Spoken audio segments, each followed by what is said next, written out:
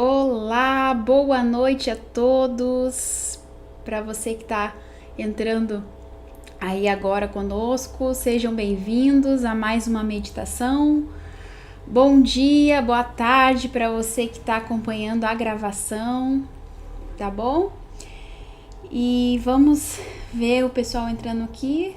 Vamos ver aqui, vamos compartilhar o link dessa nossa meditação. Hoje nós vamos mergulhar no livro de João, capítulo 4, uma mensagem muito especial, muito importante, né? Principalmente o diálogo de Jesus com a mulher samaritana, que é um diálogo muito profundo, onde a gente tira muitas lições e aprendizados e aprofunda mais ainda a nossa consciência, a nossa mente, o nosso entendimento com respeito à vontade de Jesus, a revelação de Jesus, essa completude, né, que Jesus propõe a essa mulher ali naquele poço, que se ela cresce, ela teria essa fonte dentro dela, não só beberia da água, mas como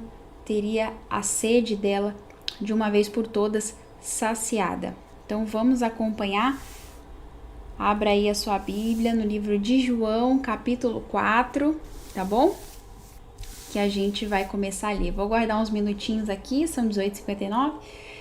Daqui a um minutinho a gente vai começar a nossa leitura, o nosso mergulho, tá bom? Vamos fazer uma oração agora às 19 horas e logo em seguida iniciaremos a nossa meditação, tá bom? Parabéns para você que está dedicando esse tempo, fazendo esse investimento, como a gente sempre fala, é um investimento para a vida, para que possamos viver a vida de fato como ela tem que ser vivida, como Jesus veio trazer para nós uma vida abundante, uma vida plena, uma vida interiormente falando completa e que se estende para as demais áreas da nossa vida. Primeiro, a obra começa dentro da gente, no nosso interior. Esse que é a dificuldade, esse que é o problema de muitas pessoas não compreenderem isso, porque elas primeiro querem focar no exterior, nas coisas, né? Ou no material, ou no casamento, ou no filho, enfim, no trabalho, na carreira. Elas focam primeiro nas demais coisas, quando na verdade o principal Jesus nos orienta que são o interior, né? O reino, a vontade de Deus. E as demais coisas, naturalmente, obviamente, com a nossa obediência, com o nosso trabalho, serão acrescentadas, tá bom? Então, essa é a mensagem principal do Evangelho, a boa notícia, a comunhão com o Pai que voltou a ser plena, tá bom? Então, seja muito bem-vindo, você que está aqui nessa noite, e vamos fazer então uma oração, tá bom? São 19 horas agora, compartilhamos lá o link e vamos dar início à nossa meditação. Então vamos orar, vamos fazer uma oração. Senhor, nosso Deus e nosso Pai, nós te agradecemos e te louvamos por essa oportunidade, por estarmos aqui e podermos aprender da tua palavra, da tua mensagem, da tua vontade. Que o teu Espírito venha penetrar em cada mente, em cada coração, para convencer, para tocar, para despertar, para revelar a tua vontade, meu Pai, a cada pessoa que assiste essa meditação, posteriormente a gravação, que o Senhor venha falar ao coração de cada uma, meu Deus, que essa mensagem fique gravada e que, uma vez sendo gravada, guardada e praticada, venha produzir frutos na vida dessa pessoa, que de fato essa pessoa que crê venha transbordar, venha beber dessa água da vida e ela venha transbordar uma fonte inesgotável de dentro de si, que jorra de dentro de si, que ela se torne essa fonte a jorrar. É o que eu te peço e te agradeço desde já. Muito obrigada, meu Pai. Amém. Graças a Deus. Amém. Então vamos meditar aqui então. João capítulo 4. A mulher samaritana junto ao poço. Então diz, Jesus sabia que os fariseus tinham ouvido dizer que ele batizava e fazia mais discípulos que João. Embora Jesus mesmo não os batizasse, e sim os seus discípulos.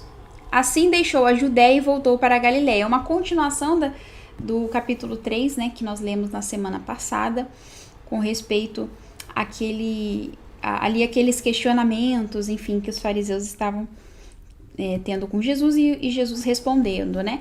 Então, ele saiu daquela localidade, deixou a Judéia e voltou para a Galiléia. No caminho, teve de passar por Samaria. Chegou ao povoado samaritano de Sicar, perto do campo que Jacó tinha dado ao seu filho.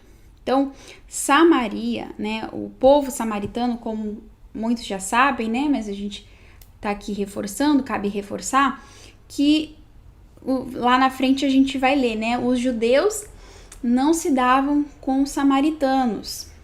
Então, ali havia uma separação, havia uma rixa, né? Havia uma divisão. Então, era proibido, digamos assim, como se fosse aquela facção criminosa, né? Que não se dá com a outra, enfim, e muitas vezes tem guerras, né? Tem conflitos, tem desavenças, não há acordo.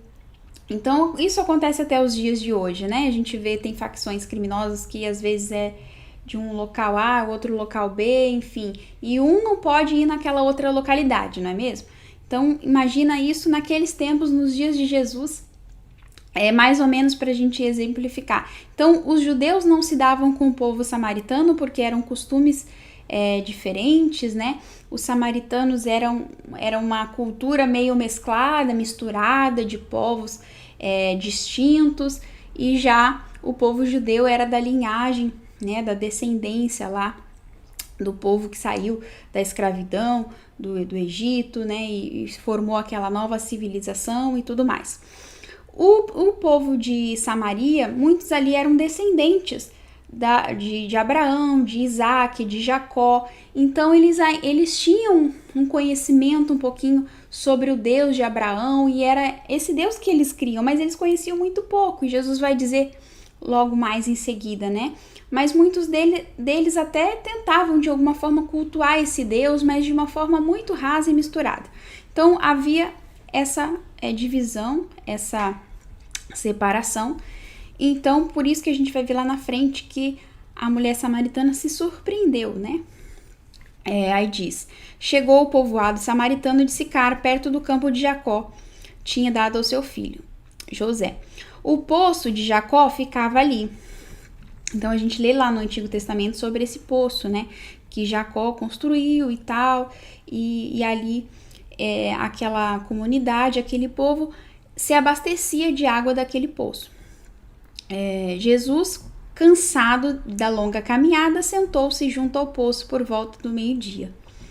Pouco depois, uma mulher samaritana veio tirar água, e Jesus lhe disse: por favor, dê-me um pouco da água para beber. Naquele momento, seus discípulos tinham ido ao povoado comprar comida. Então, Jesus tinha pedido a eles para ir lá comprar comida, e ele sentou ali no poço, né?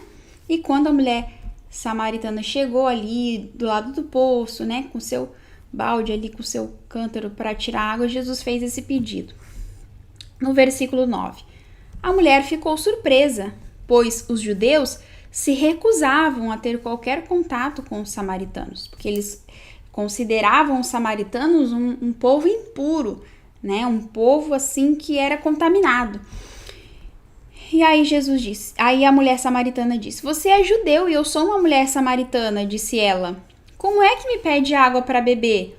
Então ela estava ali reforçando uma coisa óbvia, né? Que ela estava espantada e não entendeu. Certamente ela ouviu ali o sotaque de Jesus, que era ali, né, da Galiléia, do povoado da Judéia e tudo mais.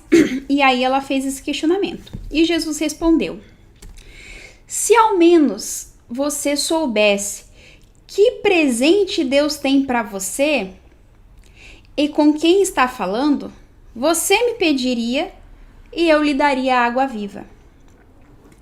Mas você não tem corda nem balde e o poço é muito fundo, disse ela. Então aqui Jesus já estava preparando o território, digamos assim. Ele estava usando aquele momento, usando a situação que ele estava com sede, pedindo água para ela, para fazê-la, de alguma forma, abrir a sua mente, o seu entendimento, fazendo essa analogia, essa parábola, né, para que ela entendesse o que Jesus estava querendo passar posteriormente. Vamos ver no versículo 11. Mas você não tem corda e nem balde. Aí ela estava levando para o sentido literal, né, que ele queria água mesmo. Mas você não tem corda nem balde e o poço é muito fundo, disse ela. De onde tiraria essa água viva? Além do mais, você se considera mais importante do que o nosso antepassado Jacó, que nos deu esse poço? Como pode oferecer água melhor que esta que Jacó, seus filhos e seus animais bebiam? Aí no 13 diz, Jesus respondeu, quem bebe dessa água, logo terá sede outra vez. Mas quem bebe da água que eu dou, nunca mais terá sede. Ela torna uma fonte que brota dentro dele e lhe dá a vida eterna. Por favor, Senhor, dê-me dessa água, disse a mulher, ainda pensando que era no sentido literal. Assim eu nunca mais terei sede, nem precisarei vir aqui para tirar água. Era um trabalho ali diário, árduo, né, que ela fazia toda vez e tal. Então ela já achou o máximo. Nossa, eu vou beber de uma água que eu nunca mais vou ter sede, não vou precisar vir aqui, né? Todo dia ter esse trabalho e tal, no sol quente, nesse horário do dia aqui, pegar água. E aí ele fala, vá buscar seu marido, disse Jesus. Aí ela disse, não tenho marido, respondeu a mulher. Jesus disse, é verdade, você não tem marido, pois teve 5 maridos e não é casada com o homem com quem vive agora. Certamente você disse a verdade. Aí ela fala, né? O Senhor deve ser profeta, disse a mulher. Então diga-me, por que os judeus insistem que Jerusalém é o único lugar de adoração? Então aqui Jesus tocou ali, né, num ponto que ele queria passar para ela e o que a gente pode trazer de lição para nós, né, nos dias de hoje e tudo mais. Essa mulher, ela tinha essa falta, né, no seu interior, digamos assim. E nisso, ela e muitos de nós buscamos, né, ou buscávamos em coisas e pessoas esse preenchimento, né? Como a gente falou no início, as pessoas buscam se preencher e se satisfazer com as coisas externas, né? Com as coisas que elas podem conquistar ou com as pessoas que elas podem se relacionar. Mas Jesus estava querendo dizer que existia algo que ele poderia dar que a completaria, que a realmente realizaria, de forma que ela não teria mais aquele buraco dentro dela e aquela necessidade infinita que ela não conseguia preencher. Que em 5 casamentos ela não conseguiu se satisfazer.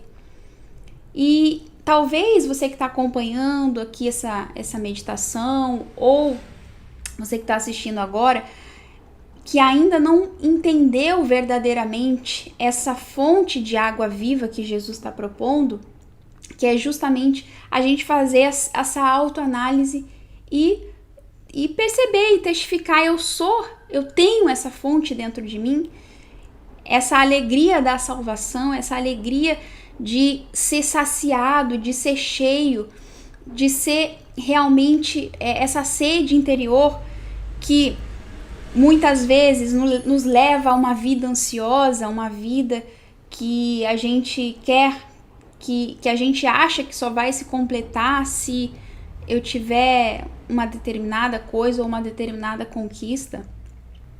Porque todas essas coisas, né, como a gente já falou, são importantes e necessárias, mas Jesus estava falando ali porque ele realmente conhecia esse caminho. Muitas pessoas elas não conseguem compreender isso e não creem nisso porque elas ainda não tiveram tudo aquilo que de repente elas conquistaram. Mas vai conversar com alguém que ainda não tem a sua sede saciada e tem muitos bens, né? Que tem até um casamento, que tem filhos. Mas chega um determinado momento da vida dessa pessoa que ela enfrenta um processo de crise existencial, de depressão, e não entende verdadeiramente o sentido da vida, porque ela achava que estava em coisas e pessoas, e a gente tem aí N casos de pessoas famosas até mesmo, pessoas que são ricas, milionárias e tudo mais, que têm aparentemente tudo que esse mundo, que essa terra aqui pode dar, que pode proporcionar, mas aquilo não é suficiente para preencher a alma dela, porque ela ainda não conheceu verdadeiramente essa fonte, não bebeu dessa água da vida, que é Jesus, que é Cristo, né? E a sua mensagem, a sua palavra, a sua revelação através do Espírito Santo, que nos capacita, né, a vencer qualquer coisa. Jesus estava falando para aquela mulher, eu escrevi aqui, aquele que beber da água que eu lhe desse, nunca mais teria sede. É porque quem conhece a beleza da existência acha vida dentro de si, não nas coisas. Então Jesus estava falando, mulher, você tem que encontrar a beleza da existência e da eternidade que eu posso te proporcionar. E aí você realmente vai ser uma pessoa realizada, uma pessoa feliz, uma pessoa completa. As outras coisas vão acrescentar e você também vai conseguir verdadeiramente desfrutar, seja da sua família, seja de algo que você vai conquistar, que você vai... porque isso não é errado, ele não condena essas coisas, mas o que muitas vezes as pessoas trocam, né? As pessoas distorcem e acham que vão se completar nessas coisas, acabam não crendo nisso, trocando a ordem das coisas, pagando para ver muitas vezes, e aí chega em determinado estágio da vida e elas olham para trás e se lamentam, porque é como Salomão, que chegou lá fala em Eclesiastes que ele conquistou tudo que podia conquistar, né? Teve várias mulheres, 1000 mulheres, e não sei quantas concubinas, que agora eu não me recordo, mas chegou no final da vida depressivo, falando que tudo era vaidade e correr atrás do vento. Então, para que a gente não chegue a esse determinado ponto da nossa vida, nós precisamos entender, eu preciso dessa água da vida. Eu preciso encontrar essa fonte, me tornar essa fonte a jorrar. Beber da água que Cristo tem para dar. Então ele estava se revelando ali para aquela mulher, creia em mim, mulher. Aquele que beber dessa água nunca mais terá sede. E se tornará uma fonte que brota dentro dele. Então essa pessoa que é uma fonte, ainda que ela perca todas as coisas, ainda que, como, né, a gente tem um exemplo na Bíblia mesmo de Jó e de outros personagens que perderam filhos, perderam bens, perderam até mesmo a saúde em determinado momento, mas eles tinham uma fé pura, uma fé genuína em Deus, né? E no nosso caso aqui agora, mais ainda com essa fé revelada em Cristo. Então a gente pode até perder tudo, mas se for da vontade de Deus que nós continuemos aqui existindo, então Ele nos dará força, nos capacitará a nos reerguer. Não que seja fácil, mas a gente não vai se deixar levar pelas circunstâncias, porque a gente verdadeiramente vai entender que Ele é suficiente para nós e brotaremos. Aonde formos plantados, continuaremos jorrando, continuaremos brotando, continuaremos fazendo a sua vontade. Então, é isso que ele estava dizendo. Aí ele pergunta, né? Vai chamar teu marido. E aí ele falou, você já teve 5 e esse que você tá agora não é seu marido. E aí ela falou, o senhor é profeta. Então, diga-me, por que os judeus... Aí ela entra no outro questionamento que eles tinham na época, né? Então, diga-me agora. Aí ela aproveitou a oportunidade, já que ele estava dizendo que entendia do assunto, né? Diga-me por que os judeus insistem que Jerusalém é o único lugar de adoração, enquanto nós os samaritanos, afirmamos que é aqui no Monte Gerizim, onde nossos antepassados adoraram. Então cada um estava preso ali à sua ideia, à sua ideologia, à sua tradição, aquilo que acreditavam. E Jesus respondeu: creia em mim, mulher. Está chegando a hora em que já não importará se você adora o Pai neste monte ou em Jerusalém. Vocês, samaritanos, sabem muito pouco a respeito daquele a quem adoram. Nós adoramos com conhecimento, pois a salvação vem por meio dos judeus.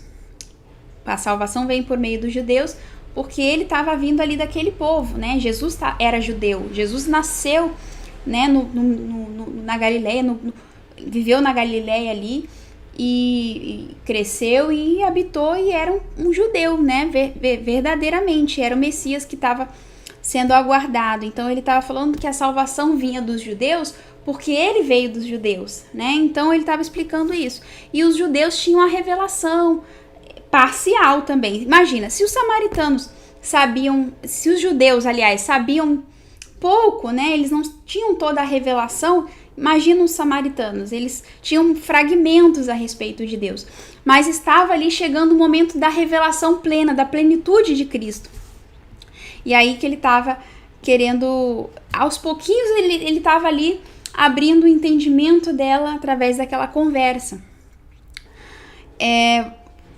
Diz no versículo 23, mas está chegando a hora, e de fato já chegou,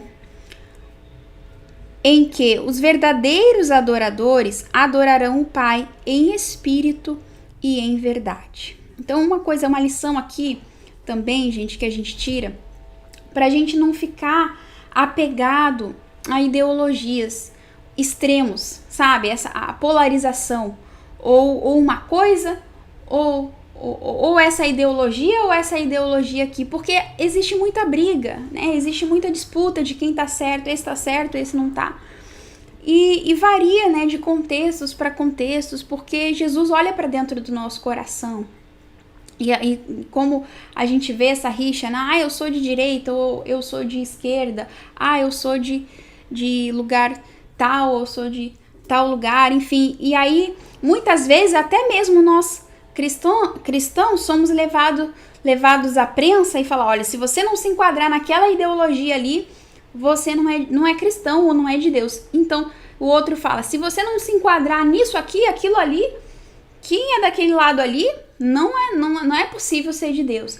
E não se baseia nisso, se baseia em verdadeiramente a gente viver em sinceridade diante de Deus, de acordo com a sua vontade.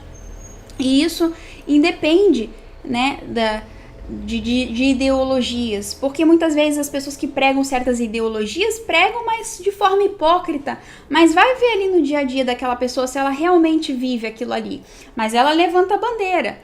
E você vai ver do outro lado também, a pessoa prega uma determinada ideologia, mas vai ver ali, conviver com a pessoa de fato, se ela vive aquilo ali, ou se ela não está só demonstrando uma aparência de piedade, ou uma aparência de uma boa moral e tudo mais. Mas Deus, ele procura pessoas não que levantam bandeiras, não que aparentemente pregam o que é bom, ou o que é certo, ou deixa de ser, mas aquelas que vivem. Então, para Deus, Jesus estava querendo explicar, não se preocupem em querer fazer, enmascarar ou a aparência ou qualquer outro tipo de religiosidade, de capa religiosa que te realmente define como uma pessoa de Deus ou não.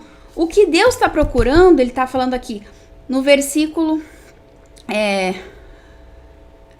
vamos repetir o 23.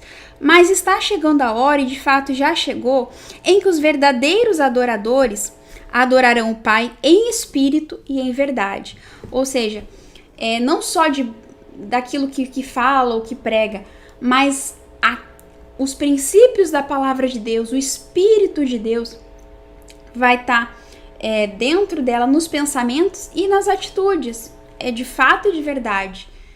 Aquilo que ela diz que crê, de fato, ela vive. Então, são esses, Jesus estava falando, o Pai procura pessoas que adorem deste modo, em espírito e em verdade. Então, não adianta querer mostrar uma capa de santidade, ou querer ter um discurso bonito, não adianta querer você mostrar a sua espiritualidade com práticas, igual fazem os judeus, né, que mascaram uma espiritualidade, usam roupas, lá na frente ele vai dizer, né, usa roupas, faz rituais, e não sei mais o que não sei mais o que, tudo isso para disfarçar, mas só Deus sabe o que está dentro ali do coração, né, como ele falou muito para aqueles religiosos hipócritas, por dentro, por fora, vocês são como aqueles sepulcros, né? Bonitos por fora, mas por dentro levam restos mortais.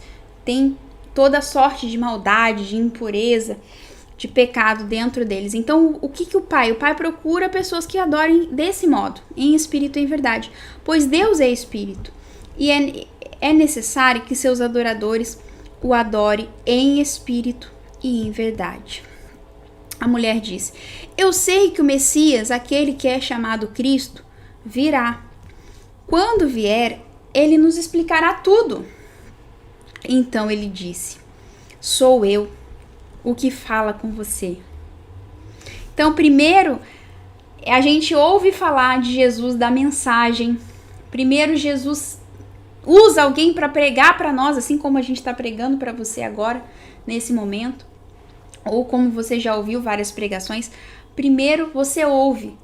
E se você crê, ele se revela para você. Como ele disse para ela: eu sou o que fala com você. O dia que nós temos um encontro com Jesus, que ele se revela para nós, que há uma testificação no nosso interior, essa fonte começa a jorrar. Essa fonte começa a brotar, porque agora eu não só ouço falar de Jesus, eu o conheci de fato, de verdade. Ele se revelou para mim, a vontade dele se revelou para mim.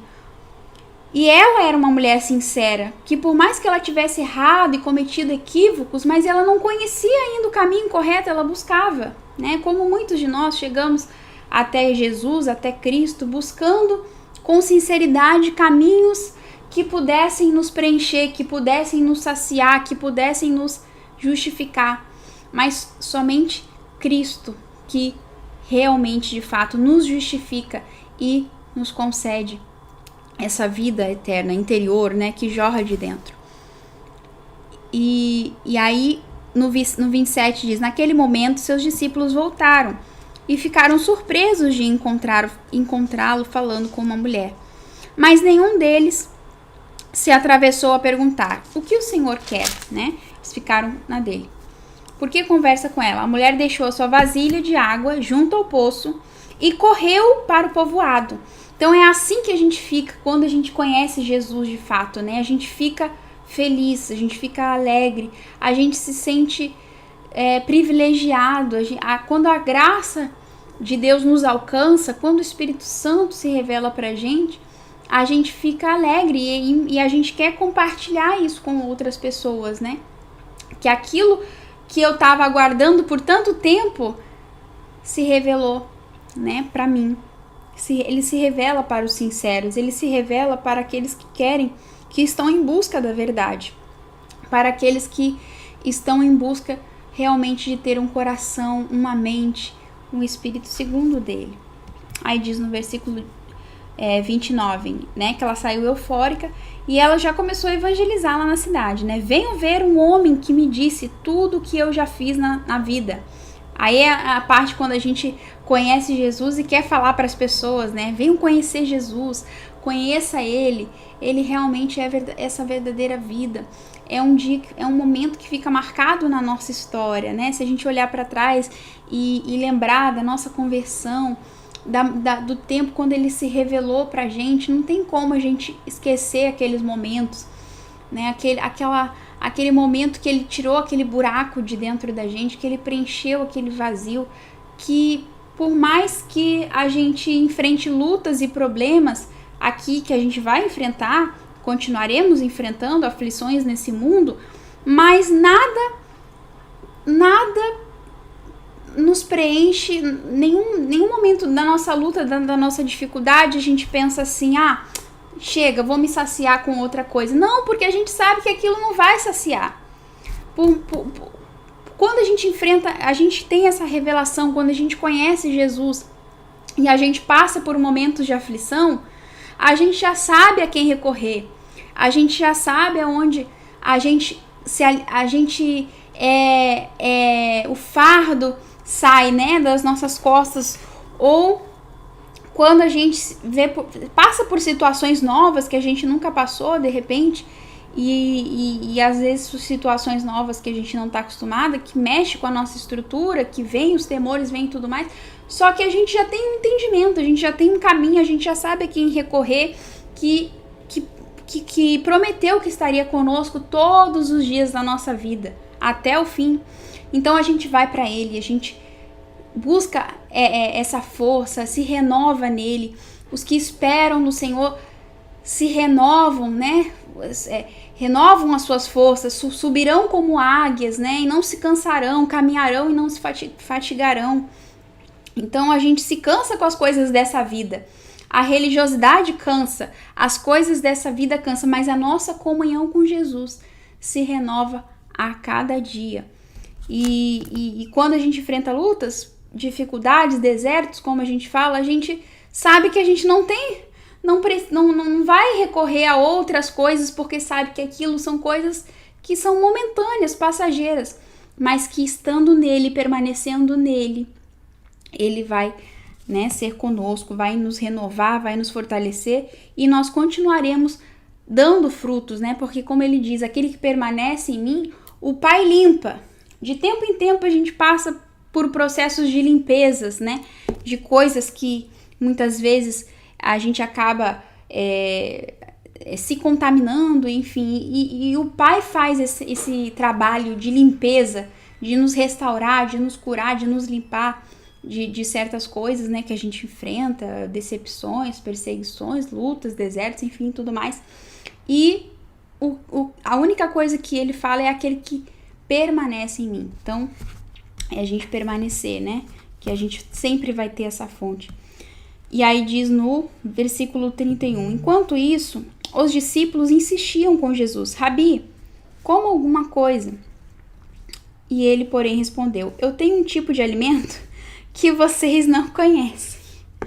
Olha só como Jesus instigava a mente, né, a consciência dos discípulos que também estavam ali aprendendo nesse determinado momento a conhecer Jesus. E aí ele aproveitou a oportunidade e já falou ali com os discípulos, o meu alimento consiste em fazer a vontade daquele que me enviou e em terminar a sua obra.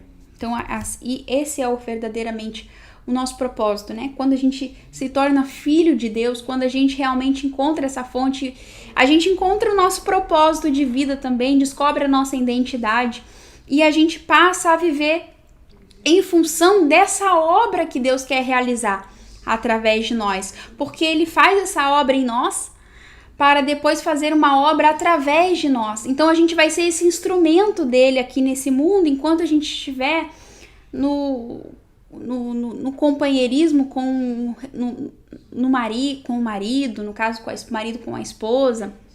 Ali, por exemplo, hoje eu tenho junto com meu marido, eu tenho essa missão, nós dois temos essa missão de um ajudar o outro até o nosso objetivo principal, que é fazer a vontade de Deus, aquilo que Ele nos designou. Então esse é o nosso papel. Então, como auxiliadora, né, futuramente, se Deus permitir, se Ele quiser, na criação dos filhos, qual é a obra que Deus vai requerer de mim através da criação dos filhos? Qual é a obra que Deus quer de mim através de mim como esposa? Qual é a obra que Deus quer de mim lá no meu trabalho, onde eu estou, onde Ele me colocou nesse momento? Então, isso se torna a nossa comida, de forma que a gente fica saciado em servir. Hoje quando a gente conhece a Jesus, a gente tem prazer em servir, porque esse era o prazer que estava dentro dele. Ele não veio para ser servido, para pensar nele somente, ou viver a sua vida, como hoje muitas pessoas têm se tornado pessoas egoístas, pessoas egocêntricas, né? Que elas não querem passar por nenhum tipo de aflição, por nenhum tipo de problema aqui nesse mundo, e aí elas acham, né? Elas acham, se iludem, pensando que tendo recursos, né? Tendo condições e tal, enfim, elas vão estar protegidas. Elas servem não a Deus, elas servem ao dinheiro, elas servem às coisas materiais. E Jesus fala em determinado momento que ninguém consegue servir a dois senhores. Ou a gente serve a Deus ou a gente serve a Mamon. Então, realmente quando a gente conhece a Jesus, a gente é saciado em fazer a bebida, é o que nos faz ser essa fonte, e o alimento é a gente fazer a obra do Pai, é a gente cumprir o nosso propósito, é a gente fazer aquilo pelo qual nós fomos designados, nós fomos criados para fazer. Então isso nos preenche, né? Quando a gente está vivendo o nosso propósito para aquilo que Deus designou a gente, aquilo nos preenche, aquilo é um alimento para a gente. Então a gente não fica insatisfeito, não se fadiga, a gente não fica cansado, né, de fazer aquilo que Deus quer. Talvez se você esteja, se você conhece Jesus, se você está fadigado, você está cansado, talvez aí seja um ponto de você entender se realmente você está fazendo e realizando o seu propósito, fazendo a obra de Deus que Deus quer para você no momento, né? Então, independente de qual seja a sua condição, a sua situação, mas entenda, procure entender, se situar. Eu estou fazendo a obra de Deus, aquilo para o qual eu fui chamado para fazer, independente, não estou falando da obra em si na igreja, mas na obra como mãe, como esposa, como, enfim, aquilo que no momento você está vivendo, você tem prazer de executar aquilo, não que seja fácil, pode até ser sacrifício, mas se você está fazendo, está sendo colocada para fazer algo que é a obra de Deus, então aquilo te alimenta, aquilo você se sente satisfeito, né? Então Jesus estava explicando isso para os discípulos, né? Paramos aqui, tá, no 34. Meu alimento consiste em fazer a vontade daquele que me enviou e terminar a sua obra. Vocês não costumam dizer, ainda faltam 4 meses para a colheita? Mas eu lhes digo, despertem e olhem em volta. Os que colhem já recebem salário. E os frutos que ajuntam são as pessoas que passam a ter a vida eterna. Que alegria espera tanto o que semeia como o que colhe. Vocês conhecem o ditado, um semeia, o outro colhe. E é verdade, eu envio vocês para colher onde não semearam. Outros realizaram o trabalho e agora vocês ajuntarão a colheita. Então ele estava falando ali para os discípulos do propósito para a vida deles, né? Olhem à volta. A semeadura, né, a plantação já está pronta. Então vocês agora receberão esse trabalho do Pai de ajuntar a colheita. Então muito já se havia anunciado a respeito da vinda do Messias, e ali estava o momento daquela profecia, daquela promessa se cumprir. A obra já estava pronta.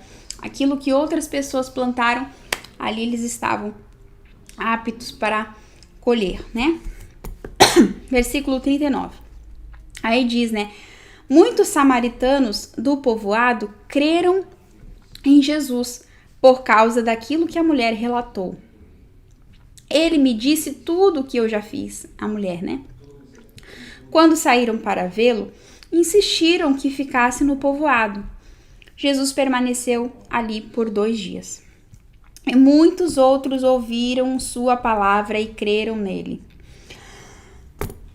Opa, desculpa, pessoal. Deu uma afogada.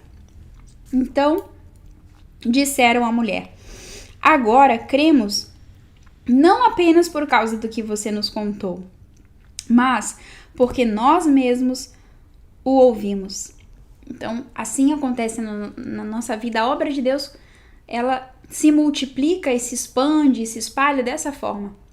A gente como a gente falou lá atrás, Deus faz uma obra em nós, nós realizamos essa obra, temos os frutos, né, dessa obra sendo feito, e aí a gente passa isso também, porque o evangelho é para ser compartilhado, o evangelho é para ser espalhado, e aí a obra ali que começou na vida daquela mulher se estendeu para a comunidade dela, e através dela, aqueles amigos, aquelas pessoas que ela tinha convívio, amizade, influência de alguma forma, também foram conhecer Jesus, e Jesus se revelou para esses também, não só pelo que eles ouviram falar até então, mas porque eles de fato ouviram Jesus.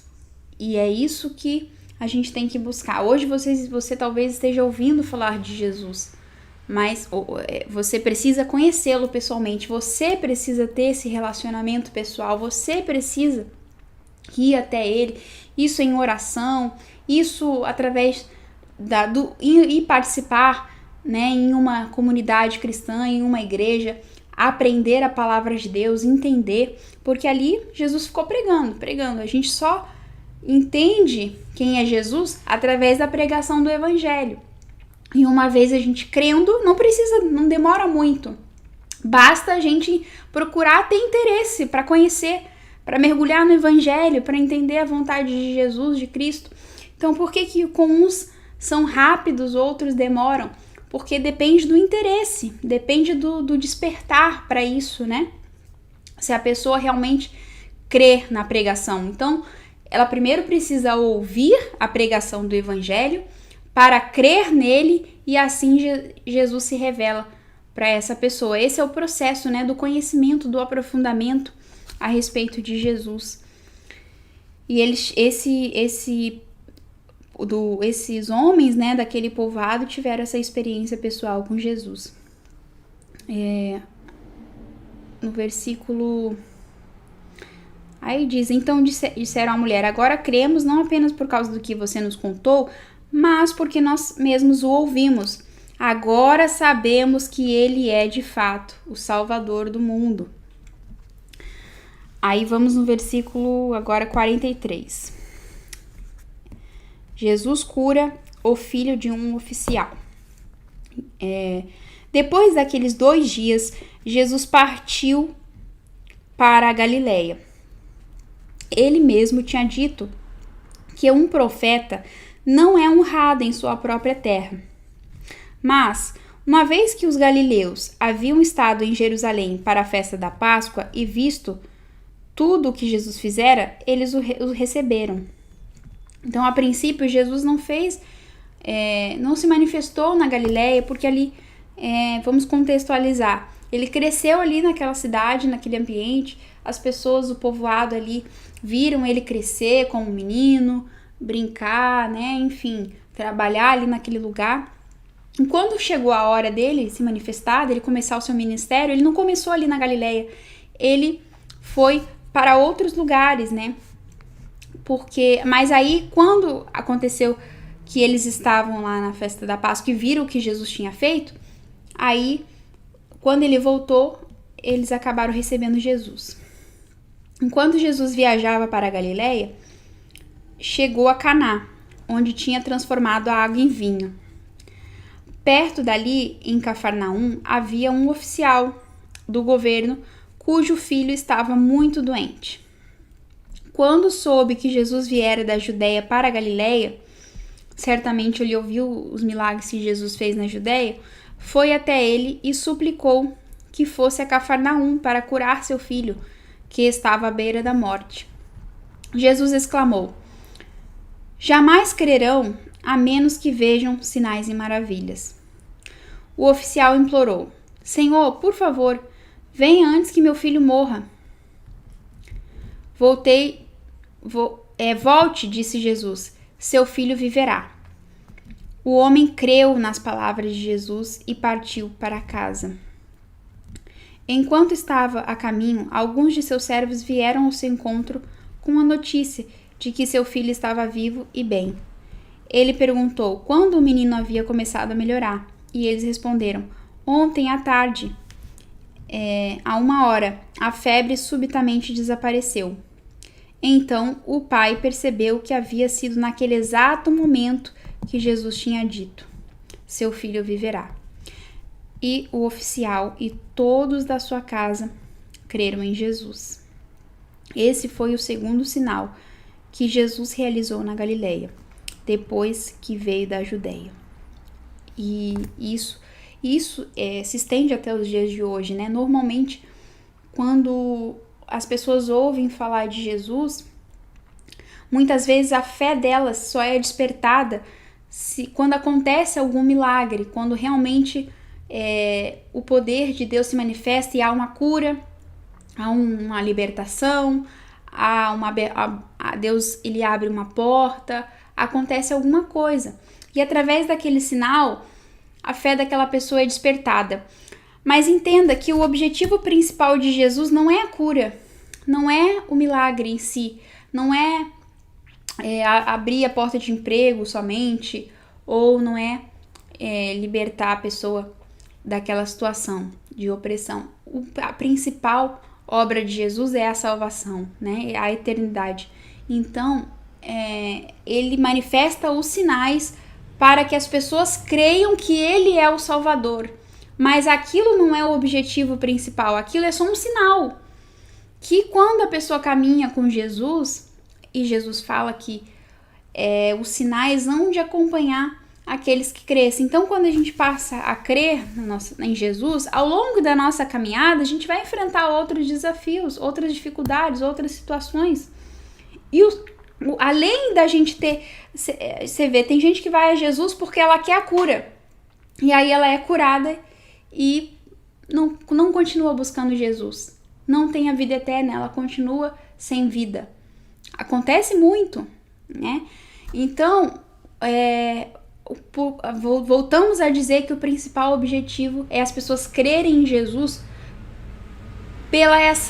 por esse realmente encontro da sua existência, por essa realização, para que a pessoa entenda verdadeiramente o sentido da sua existência. E as demais coisas serão acrescentadas. Novamente, ele fala lá na frente sobre isso. E os sinais hão de acompanhar aqueles que creem. Então, quando nós buscamos o reino em primeiro lugar e focamos nisso, e todos os dias permanecemos em Jesus, nessa comunhão, esses sinais hão de nos acompanhar. Então, não espere ver para crer. Creia que, naturalmente, Jesus manifesta, segundo a sua vontade, de acordo com o seu tempo, os sinais, porque ele nos prepara primeiro, ele nos amadurece, ele faz a gente enfrentar muitas vezes situações para que a gente cresça, evolua, seja o verdadeiro milagre, não é mesmo? E também supra as nossas necessidades, tá bom? Então hoje nós completamos mais um capítulo do livro de João, capítulo 4. Na semana que vem nós daremos o início ao capítulo 5. Foi muito bom mergulhar com vocês nesse capítulo, foi maravilhoso que você possa absorver esse entendimento, se aprofundar realmente, procurar buscar cada vez mais, porque Ele quer que você progrida nesse conhecimento, nessa graça, que haja esse crescimento, tá bom? Que Deus abençoe a todos vocês e até a próxima meditação. Tchau!